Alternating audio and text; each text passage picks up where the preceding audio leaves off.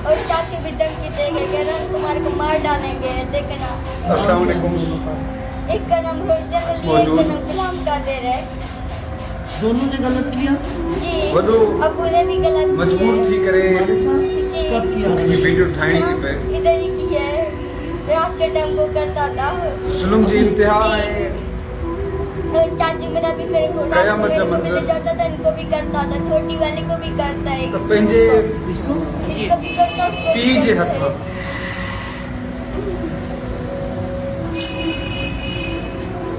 हर शाम ते चिगड़ो वेठो आ, नहीं, नहीं।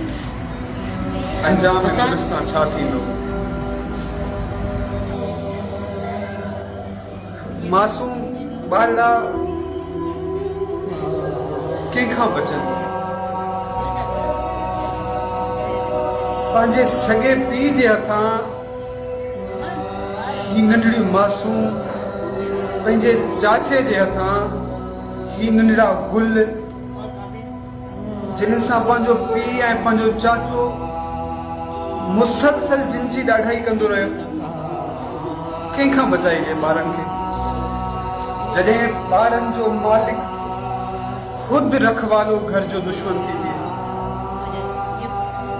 यकीन कयो, जॾहिं वीडियो मूंखे कंहिं ग्रुप में सेंड कयूं ऐं मां इन्ही ॿारनि जूं आहूं दाहूं ॿुधी न पियो सघियुसि। पोइ कोरोना वायरस त कुझु बि न आहे। असां त इहो चऊं था त जेकॾहिं हाणे हिन क़ौम जे मथां पथरनि जो मींहुं वसे घटि आहे, जेकॾहिं इन क़ौम जे लाइ अलाह ताला फ़रिश्तनि खे मोकिले धरती खे चौधार मथे खणी वरी ऊंधो करे सटे, उहो बि घटि आहे।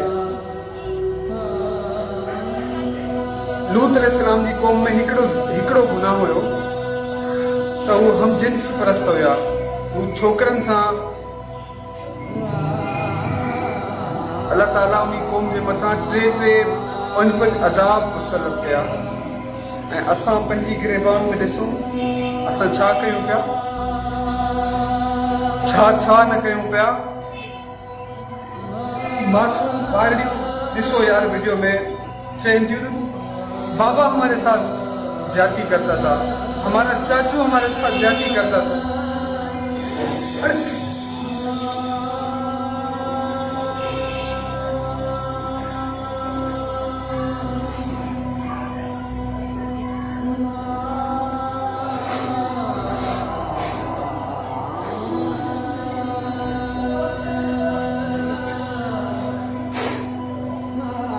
तव्हांखे गुज़ारिश कयां थो, इन वीडियो खे शेयर कयो, आला अहवालनि ताईं पहुचायो।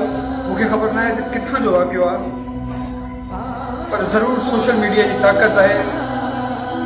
तव्हां जेकॾहिं मुहिम हलाई, तव्हां सपोर्ट कयो त हीअ जेके ज़ालिम आहिनि, हीअ जेके वहशी आहिनि, इहे ज़रूरु पंहिंजे किफ़िर किरदार ताईं पहुचंदा ऐं हीअ आवाज़ आला अहवालनि ताईं पहुचंदो।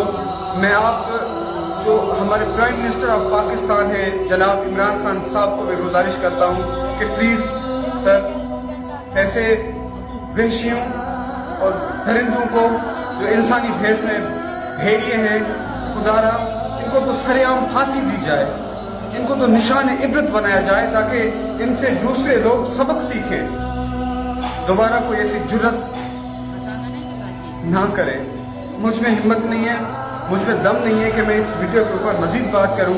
आप ये वीडियो देखें, पर मुंहिंजा जेकॾहिं ही वाक़ई सिंध जो आहे त मां वज़ीर आला जनाब मुराद अली शाह साहब खे अपील थो कयां त ख़ुदा जे वास्ते हिन जे मथां एक्शन खण ऐं हिननि खे वधि खां वधि तव्हां शेयर कयो ऐं इन ज़ालिमनि खे सज़ा मिलणु घुरिजे ऐं सज़ा बि उहा जेका इबरत बणिजे।